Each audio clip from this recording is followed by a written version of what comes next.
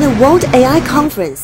চীনের সাংহাই শহরে শুরু হয়েছে বিশ্ব এআই সম্মেলন, যেখানে তাক লাগিয়ে দিচ্ছে মানুষের মতো রোবটরা। তারা পানীয় পরিবেশন করছে, খেলা খেলছে, বই সাজাচ্ছে, এমনকি বক্সিংয়েও অংশ নিচ্ছে।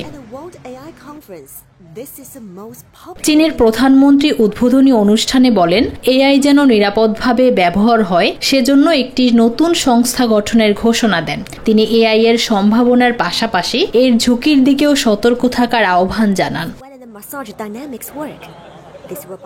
সম্মেলনে অংশ নিয়েছে ৮০০টির বেশি প্রতিষ্ঠান, প্রদর্শিত হচ্ছে ৩,০০০-এর বেশি পণ্য। একটি প্রতিষ্ঠানের স্টলে রোবটকে ড্রাম বাজাতে দেখা গেছে, অন্যরা দেখিয়েছে আরও নানা দক্ষতা।